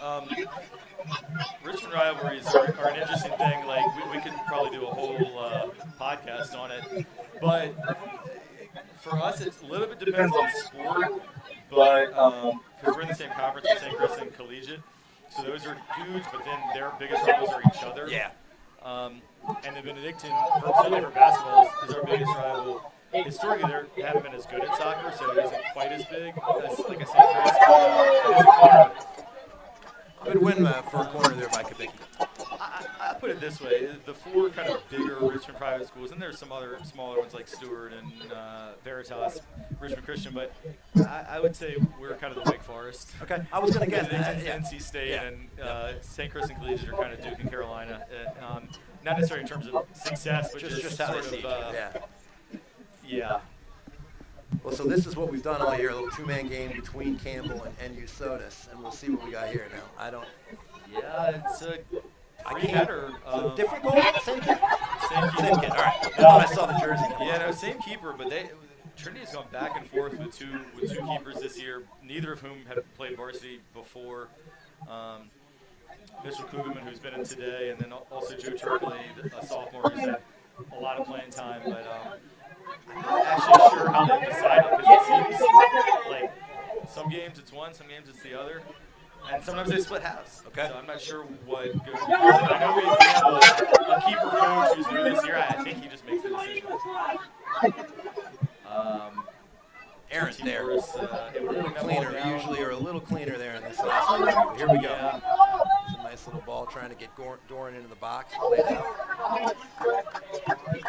Yeah, so Patrick Mealy plays it out, and I do think Cape Henry has responded well since the goal. Whether it's having their friends and classmates show up to cheer them on, but I do feel like their pace of play has picked up a little. Or it may just be the wake-up call of realizing now we have to score again. Good step by Lugo right there. And I will say, Giveaway, bad giveaway. Tough spot. It's Here we go. 4v4 right Get here. back now. That's a little bit Great behind. chest by Radic. Yeah, that was really nice poise by Radic. Nicely done. Campbell from 20. It's a good shot. It's a really good shot. Really good shot. That was a bomb. That was a bomb. Really nice pass by Sotis. Much like you and I were talking with more attention and focus on Flood. Suddenly that subtle little dish to somebody else, and that was that exact moment. I was about to tell you, Kyle, the ball there all year has tried to run through three. Yeah. Trusted his teammate, and that is not a shot I've seen that kid take all year, but that was a rocket. No, I mean, let's give him. I think when he hit it, you said from 20. That was more like from 28. Yeah. But as soon as he left his foot, I thought this is headed probably for the goal. Not much. Yeah, look, not much he can do. Not much he can do. Maybe he parries that. Maybe he tries to punch instead of get his hand on it. But I don't think there's much he can do. That's a tough spot to put a ball and make a save. So we had said 4-3 seemed like something. And also, I said early on I thought it would take at least 3 goals to win, and now a team finally has gotten to 3, and there's still 25 minutes left. Yeah. This may be reminding you of, I believe you went to the Wake Carolina football game where each team just kept scoring and scoring and scoring. Yeah, there is no D in Wake Forest this year. It is an entertaining game to watch unless you like seeing someone get tackled. But again, as you know, you got some Wake love in your family. The day I cry that we're 8-1, do remind me to knock it off, okay? As I like to say, after we beat ODU, Norfolk State, and Virginia, we won the Commonwealth Cup. So. That's a good point. Tech doesn't have a football team this year. Right. They're We got a young man who's a baseball recruit to UVA. He's headed up there this weekend for his whatever they have. All the guys are coming up. They get to go to the Notre Dame game. Seems like an awesome day for him. That's going to be great. Facilities. Game. And your team has been entertaining as all heck to watch with a rugby quarterback turned into that kid is nuts. Yeah, he's awesome. I hope he can play. He's got broken ribs, so he's a game-time decision. But speaking of game time, I mean, this is really big moment. Cape Henry really sees the momentum here, and I do think to their credit, and this is that championship DNA you were talking about. And that's the ball you got to finish. when Trinity tied it, I mean, Cape Henry has lifted their play, and both teams are just full on. Conlon could win this, and Look at that. So that's a ball that. Hanging on this line, we were tied, Well, I'll tell you, I think he's a sit duck if he stays on his line there because the kid's just too skilled. But that's the second time today I've told you. That's a great tackle we just had on him. He took it off of his head, put it on the ground, and keeps going. That kid is. Yeah, I think I'm going to call him 2 plates because he's clearly putting 225 up. So. Yeah, so I think I was starting to say this about him earlier, and then a goal or something happened, so I didn't finish. But Colin Flood, I don't know if I've seen an athlete work harder. He is always on the field at Trinity, all summer, all winter. Is he going to play after high school at all? He's a junior, so he's still a junior. Great. I think he would like to probably. But as you know, I live virtually on campus all the times in the evening. Sunday morning, like Colin is always there. It's fun to see, and that probably is not coming from Mr. or Mrs. That's probably probably internal, and I Oh, think it's definitely internal. those are the Definitely kids that internal. you want to root for at the end of the day. Because Yeah, his older brother and sister are Trinity graduates. Great kids, great students. They did not do a whole lot with high school sports, but he just loves it. well, for every natural athlete that can walk, oh, it's game time, I'm ready to go. It's awesome to still see the kid who's willing to put in all the time and effort, and it's fun. Yeah, that guy stuck on his foot, and that's going to be an advantage play there. And if he plays this early, he's got slave on. He did. If he's on. Ball, McGraw's going to try to track back, and they'll keep their defensive shape, but dangerous move. Yeah, Baseline. Slave is Oh, dangerous. good touch. I don't like that pass. No, kept that ball, but it is That's a pretty up good there pass. for You don't need to pass there. So that's a. We're still learning at times. And I've been working with my own guy on this. Where there's time, where you want to lose the ball, and so like he's made some times. He's made some great saves and put it out in the middle of the field. And I've said, that's a good. That's Radich obviously didn't get one earlier, so it was Lugo that got one down here because that'll be Radich. Otherwise, that would have been his second. Yeah. But that's going to be the. He had a fistful of jersey once he got. That's one of those you look at and say, you're mad you fell on the ball. You didn't get fouled. Yeah. Well, and I give Hayes Shepard a lot of credit, the number 13, the sophomore for the Titans, because he fought through that jersey grab and actually ended up playing a perfect ball up the line.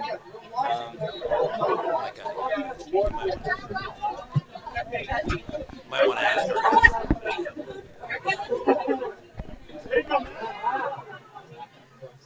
I don't know. Like that.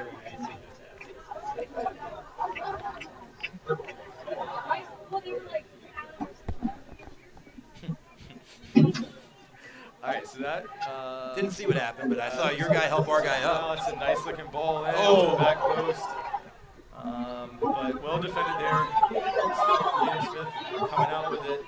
Didn't have a lot of options. It's a strong tackle.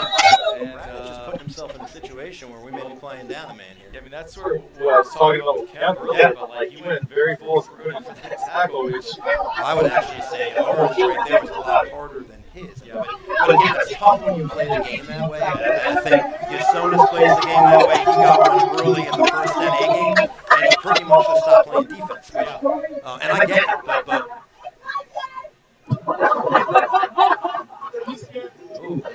they ate him up, but he got it out for a throw. Yeah, So we'll keep no more corner kicks here. yeah, you did not want to give up corners. I mean, already scored one corner kick goal and had another that came awfully close. It's funny as I see fans, we threw everybody out here for the last year and a half, right? Like everybody go home, and now trying to rebuild that sense of stick around. It's been a challenge, a good challenge for us, but Yeah, we also it's awesome. It's a nice gorgeous back post. That's gorgeous back post ball. Dolphins going to need to do a little bit of a better job marking in this last 20 if they're going to keep a third off the board. It really was well played. It kind of ate Grant Riddle up again, where I think he didn't know whether to head or go with a foot, and he kind of Nice, real nice touch by Lugo. It's a funny thing about soccer is sometimes those I just got my toe on the ball are game-changing moments. Absolutely. I laughed thinking about state tournament soccer. I was explaining, my dad called me today to just let me know he was still sorry about it. I scored an own goal in the state tournament. Jumped up to try to head the ball away, buried it, and my mom, lovely woman that she is, was running the concession stand, and all she saw was me had a ball in the goal, so she cheered. The exact line was "Great goal, Greggy," and it was against our rival, and I heard that for the rest of my time in high school. Well, at least they didn't have Twitter then. Thank goodness. Thank goodness. I probably would have been expelled momentarily after that had they had Twitter with my short, mature response at the time. I feel for these poor kids. Yeah, I Take all your phones away. I think that ball going out for a tight throw, but I think they're actually pushing it back. There was an offside in the build-up. It's interesting. As a girls soccer coach, I always wondered, do you think the linesmen, I guess it's the head ref's job to look over there, but we don't give them any whistles, and we've had moments where, like, all heck's broken loose, only to find out it's not a goal because the flag's up. Yeah, I did notice these officials today do have headsets like you would see, in a professional game, and I think that's a nice thing if you if they can afford it. And certainly, like for here for a state tournament game, you got a big crowd. Actually, like it's worth ref. Yeah, it's really hard for for one ref to see everything that happens out there. But yeah, we had that happen in the Benedictine Trinity game on Friday where the flag had gone up, but the center ref never looked over for like 45 seconds. And in the meantime, there was after that incredibly hard tackle that not only led to a yellow, but also led to a near scuffle that like none of it ever should have happened. It all happened essentially when play should have been dead. So that is something through ball that you just threaded the needle between three Cape guys right to his foot. A little bit of a design ball. Yeah, Charlie Kemp is that deep line midfield role. He had the assist on the first goal. He just really has good vision. So I'm worried about your big man that didn't come back in. Yeah, I think he's trying to now. He's been running up and down the sideline, trying to stay loose. I thought he maybe got a bloody nose because when he came out, he was holding his face. That looked like he got him out like immediately. But getting Caleb Memich back in would be big. He's just he can shoot from anywhere. He's obviously got a great height, and he and Colin Flood have played on the same team for years, and they have great chemistry. As the ball, Flood plays that one in, well-headed, striker. And let your goalie, for the most part, when you're playing, you're coaching your women's team, you give your goalie kind of, are you a come-off your line, or is it more of what is your style, you play your style, and let her kind of figure it out? Your style, but I would err on the side of coming off the line. Like, I think generally, more goals are scored from staying back than from coming out. Now obviously, you can't just come out like a chicken with your head cut off. What a reverse ball by Slavo. Flood is onside. That was the equalizer right there. Yeah. He actually tried to do too much with that. He could have just probably fallen down and tapped that. Anything on that, I think we're tied. But again, I'll say, goaltender thought it was off, but we seem to think that when we think you're off, and we are not playing through those moments. That's the second and third time today. You know, your first goal off a moment where I think everybody, including our keeper, stopped. Yeah. It's going to be an eventful 15, that's for sure. You guys, since we've scored, have really turned the heat up. All 10 players in front of midfield. Yeah, I'm pleased from a Trinity standpoint with how they've responded to going down again. Yeah, that was just gorgeous. And that's 199 out of 100 he finishes. That's the moment, right? That was an incredible little reverse pass by Slave on the leg off the Flood. It was exactly what you want. Hard on the ground, get any body part on it, and we're tied. And Riddle I think he tried to just crush it in, and he missed. And that's also one of those where I think anywhere else in the field he easily gets to. Sure. You see that goal and looming over you, and it can wear on you in the back of your head. And that's also where if Muminovic is in there, because that's where he would normally be. Well, he's 11 feet tall, so he would have finished that 3 times.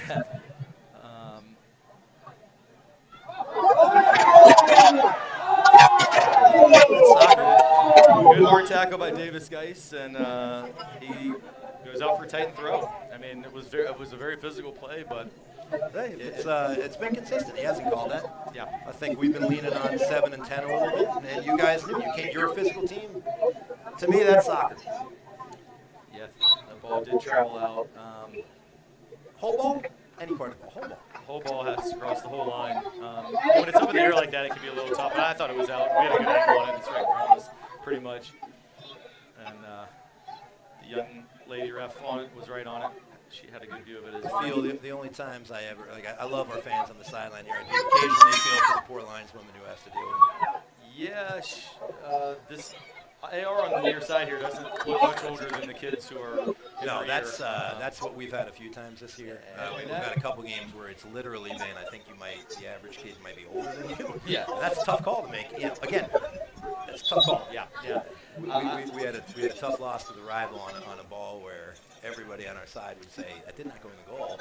Yet flag goes up and it means it did. Yeah, I prefer for a game of this magnitude where everything's on the line to see a little more experienced crew. But I mean, having said that, I think it's been a well-officiated game so far. But certainly the 2 ARs look like they probably didn't vote last week. I don't think they're old enough to. All right, well, we're down now into under 13 minutes to go here. Oh, that would have been a gorgeous through ball. I like the idea. I'll tell you, I don't know if you guys have. You seem to do it a little bit. There are times where we get a little myopic and that we always look to Gavin and Kyle. And so sometimes I feel like there are moments on that field where my first look is never necessarily where it should be. It's where are those two. And again, when they finish more often than not. But there are times where, I think you can.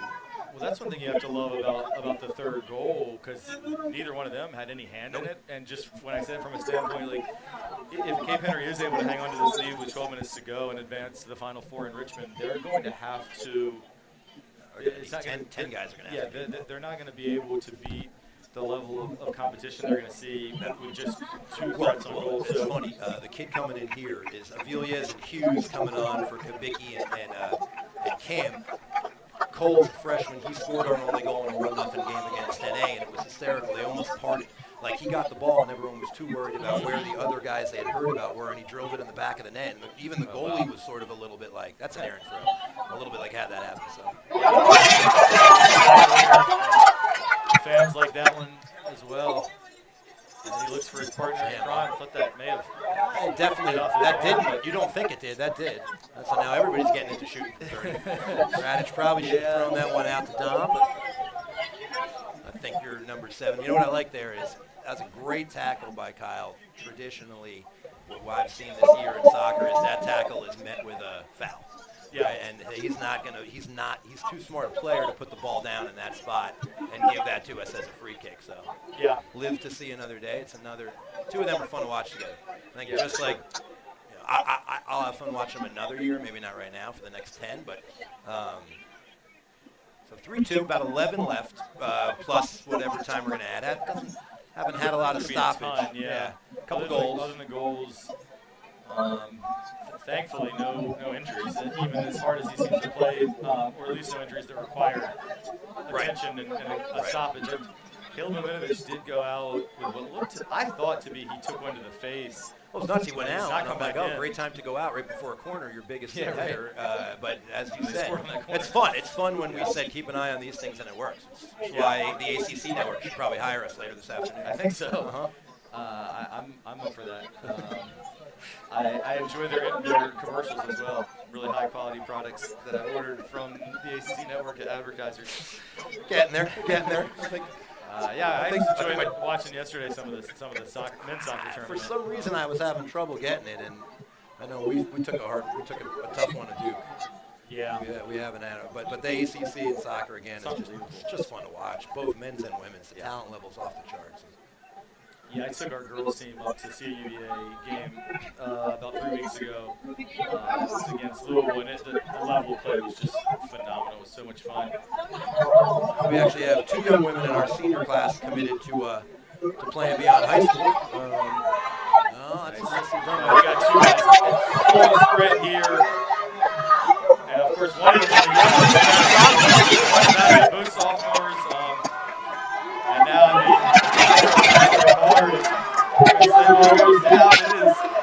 It's getting good now. I call it chip. No whistles yet. Quinn Slayball's slowing it up, and Actually, got to stop it. We should put this ball out of bounds here. He doesn't look like that. He's not nursing the soccer. It's pretty serious. Yeah, well, if Cape Henry scores here, I'm not going to be too happy about it. As Quinn Slayball is still on the ground. I mean, now if he hops up here in the counter attack, that would be, no, he's still down. Well, Flood not putting it out either. 1-on-4, and he's like, I'm taking this.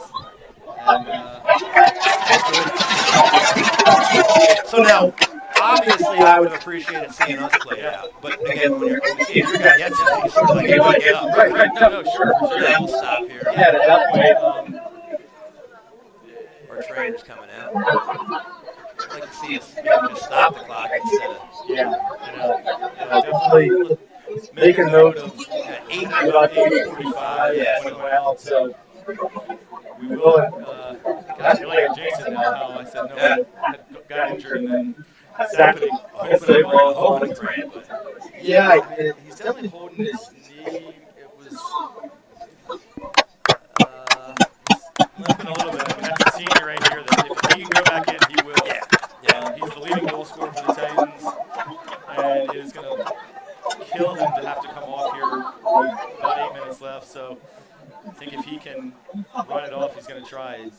not loving his gait right here. I was trying to look. I mean, he got tangled up. I'm thinking maybe a Charlie horse. Maybe just like Maybe need a knee. Yeah. Hurts a lot, but his Can run it off. they did a little structural testing with the training staff, and you got your big boy back on, Minovich.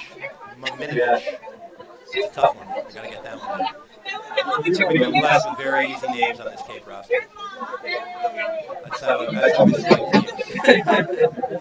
McGoogie is our toughest one, and if he gets in, it's, as much as I love Johnny, he knows it's going to be 7-2 before he sees the pitch.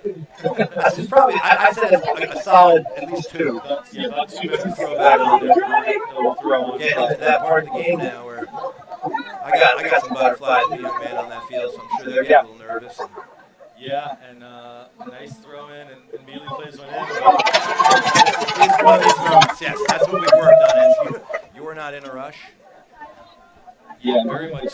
That was definitely not the time to be in a rush. I was actually getting frustrated when the Titans had a 1-goal lead late on Friday. It's like, slow it down, and then they went and scored 2 more goals. So, Well, you'll see Cooper will likely, if the ball gets played out in the last few minutes, be pretty much forced or offered a detention if he doesn't put the ball back. He is known to grind the game to a halt, as he is allowed to, within reason. So. yeah. Some of the gamesmanship, we used to have a young man, he's over at VCU now playing. He was the king in the last 4 minutes of putting the ball in the corner and just standing with it. And I love it, like, as much as it infuriated other people, you got to try to get it. I mean, it's part of the game. So Cole Hughes is a freshman. He's Hughes is a freshman and Delaney's a freshman. The two of them, both will be big parts of everything going forward, as will this young man here. Right now, he's playing 3-2. 5, a little over 5 on the clock, probably 1 or 2 more in extra time. So ample time for a lot of things to happen. Trinity scored both their goals in about a 5-minute span to end the first, and looks like we're going to come back with Carites and and Delaney out there. Nice win by Deno. Freshman. That's one of those moments where I'm saying immediately his thought is, I'm looking to this kid. Yeah. And that's one where I wonder whether we pull you kind of down. Worked out for a throw-in. Yeah, for Titan fans, Quinn Slayball is going to try to come back in. I think he is going to come back in, along with a couple other substitutes. The freshman Matthias Rusi is coming in at the left back position for Patrick Bailey. And then Jack Fannin is coming in as well. This kid had some nice wins here. Yeah, he's improved a lot. He was a JV player 2 years ago that frequently didn't even start on the JV team, and now is a key contributor on this varsity team for the Titans. He's usually up there with Flood, working on his game. This is huge here if they can score. But I see you some early corner, but that's a great tackle. I'll say defensively, 9 and 20 for your team. Kemp and Morris have been spectacular back there, and as well as 26 maybe? 28, just and strong. I think my favorite tackle of the game was 9's after that skirmish. He ran through a ball. Can't call it 50-50. That was about 99-1. So play short game. I don't know. You explained it to me. You coach girls soccer. There are times when we run set plays off that.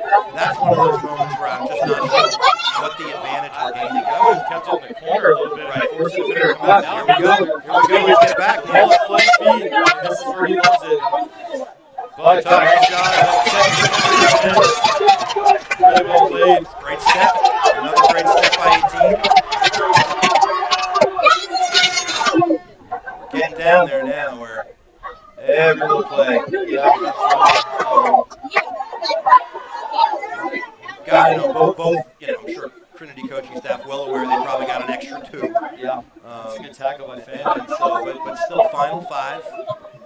Winner goes on to play in the state semifinal on Wednesday. Time to be determined. We're down to our final 5 minutes of this one. Throw in by Trinity. And it's a good shot. So they scored on the last, or scored on a corner. Almost scored on the one after that. So I said we got 2 young women. This young woman here is headed to West Point to play some soccer next year. And another young woman going to Auburn, and we'll see if we get on the pitch this year. She just had a knee recovery or knee meniscus surgery. So big moment here with 2.5 left. Gorgeous ball sent in. Nice Angley gets his hands on it, rattle around it.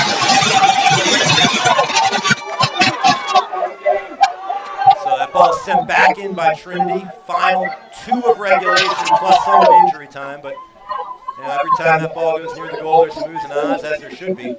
Trinity has played a wonderful game, fell behind by 2, never really changed, and now Minovich with the ball. And a shot. I was just checking to see because the winner of this game would get the winner of the St. Agnes Woodbury Forest game. At last check, that was 0-0 at halftime. 0-0 at half, right? So Angley hangs a punt up. Doran's going to win it, and then it falls all the way back. So Trinity's ball. We've got a great ball there. So clock's off. I'll turn on my timer. I think we've got at least 2 of injury. So let's say I'm going to put 5 on my clock and say this will end at 4:41, and hopefully I thought he was going to blow it right there. Yeah, was that a handball? I don't know what he called, but our crowd liked it, and so did Gavin. I think it might have just hopped up and hit his arm. So now you'll see some gamesmanship. They're going to drip every second off. The Dolphins will. Yeah, we probably want to reserve the scoreboard chant for the final whistle.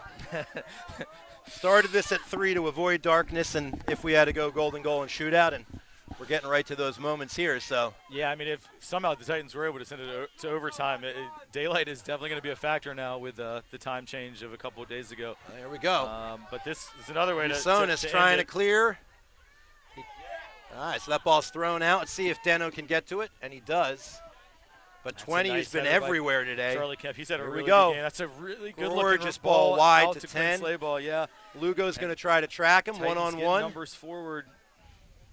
He wants it on his right foot, but that's, I think, going to get picked off. Good touch by McGraw. So the 2 of them, clearly your go-to guys looking for each other right now in the final 2. Yeah, and I think he forced that one, to be honest. I mean, this could be interesting. If Angley comes out. Well, that's really a great job there by looked like Schur. Luke Schur, yeah. Luke Schur did a really nice job of just shielding off Minovich to give Cooper time to come get that. That's a subtle play. It doesn't show up in the stat sheet, but his body position is excellent there. And that's sort of what I was saying was he doesn't. Oh, yeah. He does. Yeah. You don't see him in the paper. He gets the hockey assist you don't know about. Yeah. He gets the touches on the ball. But if you ask the goaltender, be a corner. Got a corner, big play. If you ask the goaltenders on this team, they'll tell you that's the kid when you see him in front of you that they want. So this now we're talking any moments here, right? I think we're probably in injury time. I think he just kind of looked over and said it was. So every one of these gets even bigger than it normally would, and Trinity has been knocking on the door. Here we go.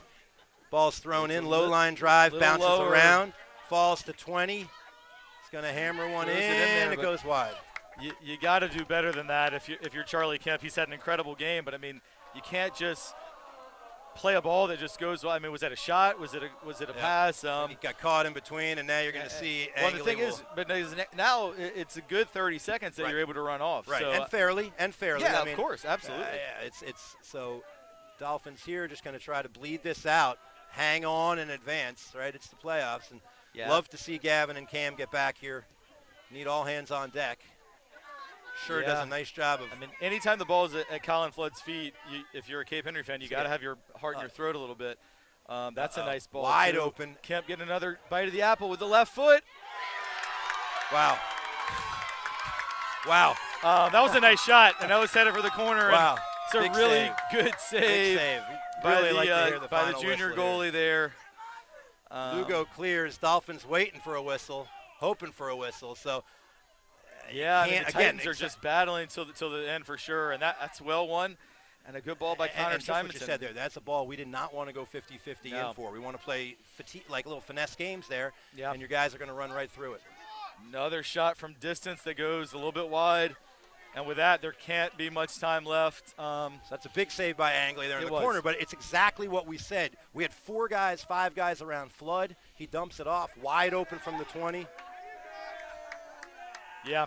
I mean, I do think that Cape Henry has got to be a little smarter come this weekend or later this week if preserving a 1-goal lead. I don't think they've killed off the game as well as you would want. And even now, I mean, they're just continuing to turn it over. Just can't finish. So I would think this might be it as far as your last run in there goes. I think we're at 4:41, which is what I thought would have been a good 3 of That might do it.